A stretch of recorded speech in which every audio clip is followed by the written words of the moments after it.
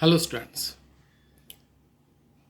अभी तक जो हमने पढ़ा है बेटा वो पढ़ा हमने potential means electrostatic potential. Potential था the work done to bring any unit positive charge from infinity to any point inside the electric field of the given charge.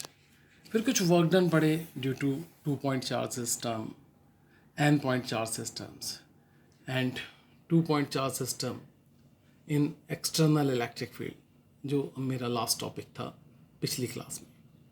आज मैं शुरू कर रहा हूँ बेटा equipotential surface, also an important topic. Equipotential heading से ही पता चल रहा है बेटा, जहाँ पर पोटेंशियल सेम हो। अगर यहाँ पर कोई चार्ज है, share is the charge Q,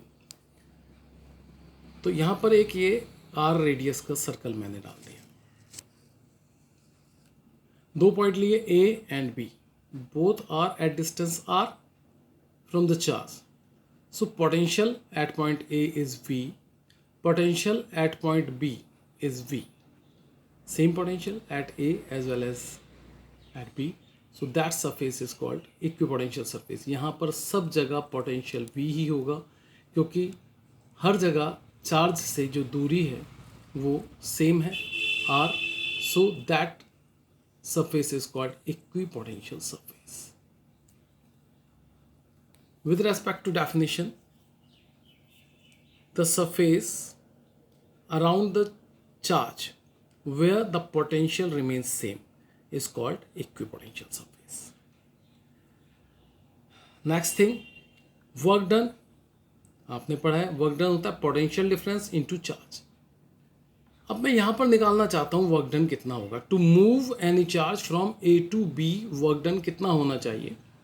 potential difference means इन दोनों का पोटेंशियल डिफरेंस इनटू जो चार्ज मैं ए से बी तक लेके जा रहा हूँ जिस चार्ज को। पोटेंशियल डिफरेंस कितना होगा भाई, ए पर भी वी था, बी पर भी वी था, तो V minus V zero, so it is zero into जो भी चार्ज ला रहा हूँ, means the total work done remains zero.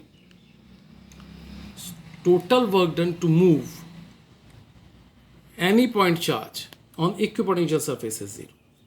Important मैंने मार्क भी किया हुआ है और इस पर कंसेप्चुअल बहुत बार आए हैं, आप याद रखेंगे। Another important derivation is there. It is the relation between electric field intensity and potential, and we can say it potential gradient। यहाँ पर आप देख रहे हैं एक ये सरफेस लिया है और एक सरफेस ये लिया है। नेचुरल है, जो चार्ज के पास होगा वहाँ पोटेंशियल ज़्यादा होगा, क्योंकि आपको मालूम है it is inversely proportional to r. यहाँ पोटेंशियल थोड़ा कम होगा। इसको मैंने वी पोटेंशियल ले लिया है सरफेस को, इस सरफेस का वी माइनस डी वी ले लिया है।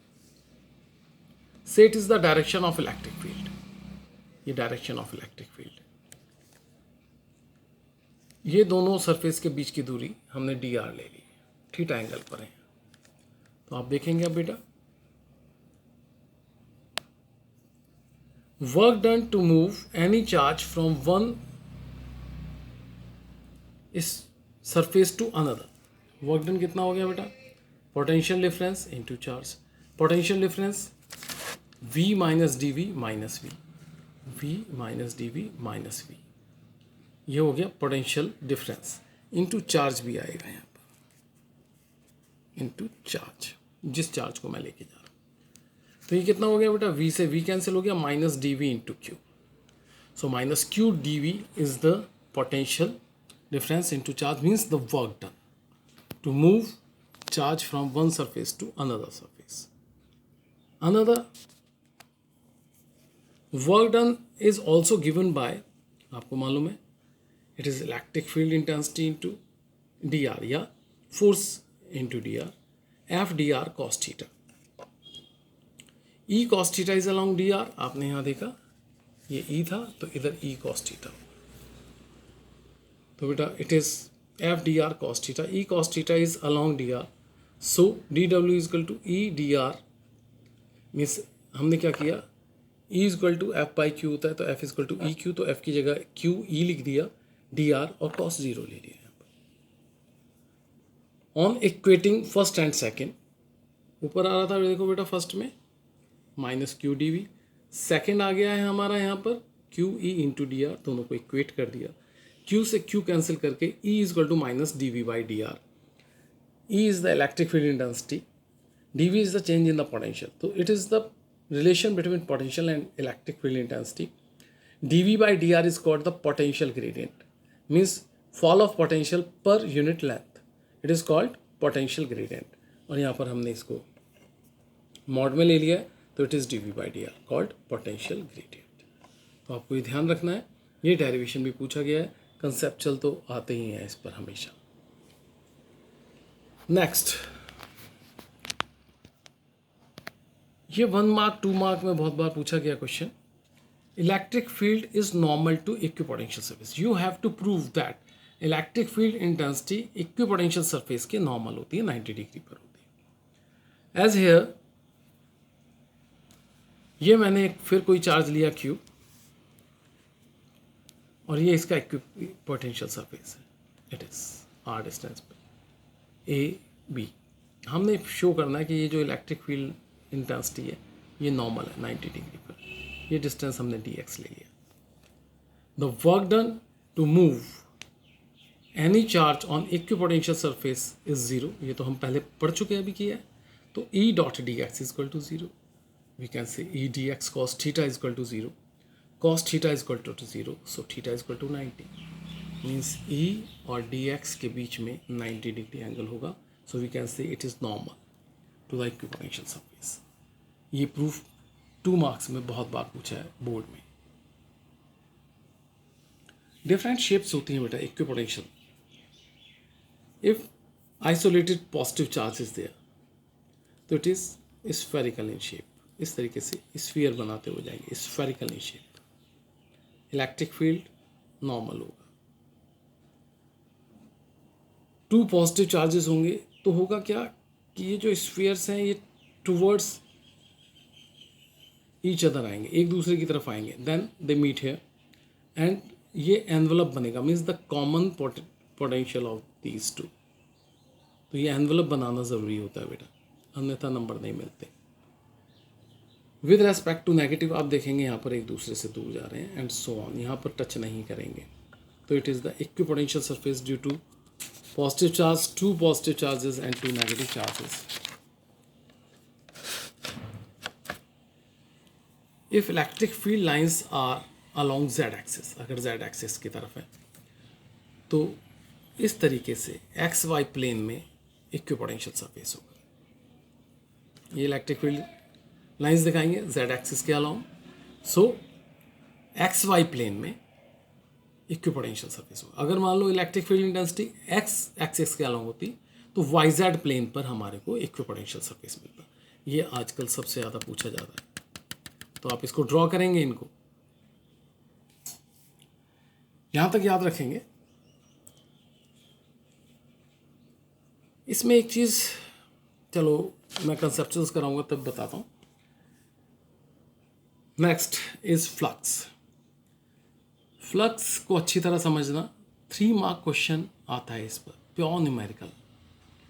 कभी कभी ऐसा भी करता है कि उस न्यूमेरिकल के साथ कुछ कंसेप्चुअल वगैरह ऐड करके 5 मार्क क्वेश्चन भी इसको बना देता है. फ्लक्स से ही रिलेशन पे हम आगे बढ़ेंगे. गॉसेस लॉ जो 5 मार्क क्वेश्चन होता है. अभी मैं फ्लक्स की बात करता हूँ. फ्लक्स पढ़ने से पहले आपको इसमें दिख रहा होगा एरिया वेक्टर.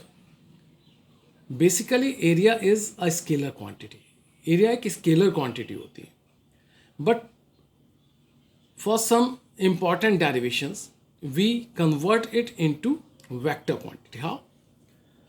जैसे ये एक एरिया है, छोटा सा एरिया ds ले लिया. हम आउटवर्ड एक नॉर्मल डालेंगे which gives its direction. Outward एक नॉर्मल डालेंगे. So ds area vector is ds into n कैप. N cap means which gives the direction normal. ये हमेशा आउटवर्ड होगी, मीन्स ये एरिया से बाहर की तरफ होगी, ऐसे अंदर की तरफ नहीं होगी. ये ध्यान रखेंगे. So ds is equal to area vector is equal to ds into n cap. ये मैंने लिखा है यहाँ पे. Area is scalar quantity but for some important concepts it is connected converted into vector by drawing a normal to the area surface in outward direction. So it is area vector. Now what is flux? Flux होता है बेटा the total number of field lines crossing the area vector called flux. अब इसको आप समझें कैसे?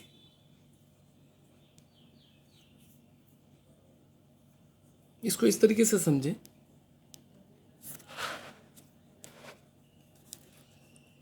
मान लो इलेक्ट्रिक फील्ड लाइन्स इधर से आ रही हैं और यहाँ पर एक इस तरीके से कोई क्यूब या क्यूबॉइड शेप चीज़ पड़ी है और इलेक्ट्रिक फील्ड इधर जा रही है। तो यहाँ पर जो ये एरिया है और ये एरिया है, सिर्फ इसको क्रॉस करेगी इलेक्ट्रिक फील्ड लाइन्स, इनको क्रॉस करेगी, बाकी को टच करके जाएगी, क्रॉस नहीं करेगी, यहाँ पर क्रॉस नहीं करेगी। ओके, फॉर एग्जाम्पल ये मैंने एक छोटी सी चीज़ ली है, यहाँ से इलेक्ट्रिक फील्ड ऐसे जा रही है इस तरफ, तो ये जो एरिया है इसको क्रॉस करके जाएंगी, ये जो इसके बैकवर्ड एरिया है इसको क्रॉस करके जाएंगी, पर ये जो एरिया है इसको सिर्फ टच करेंगी, इसको सिर्फ टच करेंगी, क्रॉस सिर्फ इन एरियाज को करेंगे। तो नंबर ऑफ फील्ड लाइंस जो क्रॉस कर रही हैं that will give you the flux, वो आपको फ्लक्स देगा। And it is given by, flux को फाई से रिप्रेजेंट करेंगे is equal to E dot d s. E dot d s यहाँ से समझे, मान लो ये इलेक्ट्रिक फील्ड लाइंस, ये एरिया वेक्टर, तो the product of area vector to the component of electric field in the direction of area vector will give you the flux, means E cos theta into area vector, तो E into ds, E ds cos theta will give you the flux, ये आपको flux देगा। Flux is equal to E ds cos theta। इसलिए यहाँ पर देखो, जब यहाँ पर आ रहा है तो इसका नॉर्मल किधर होगा, इस साइड होगा, बाहर की तरफ ऐसे, और इधर से फील्ड लाइन्स आ रही हैं, इधर भी ऐसे ही होगा। तो इस यहाँ पर नॉर्मल मान लो इस साइड है, नॉर्मल इज हेयर, ये नॉर्मल है इसका नॉर्मल, तो इलेक्ट्रिक फील्ड लाइंस भी इधर ही जा रही हैं, तो कॉस जीरो मीन्स मैंने यहाँ पर ये पेन रख दिया, it is the direction of normal, ये नॉर्मल की डायरेक्शन है। इलेक्ट्रिक फील्ड भी मैं अपनी फिंगर से दिखा रहा हूँ इसी डायरेक्शन में, तो इसको क्रॉस करती हुई जा रही हैं। It means the angle between the normal and the field lines is zero, so flux is maximum, E D S cos zero, so flux is equal to EDS maximum। तो मैंने यहाँ लिखा है, if electric field lines are in the direction of the area vector then theta becomes 0, so phi is equal to EDS cos 0 and we send phi is equal to EDS। यहाँ पर मैंने आपको कहा था कि ये जो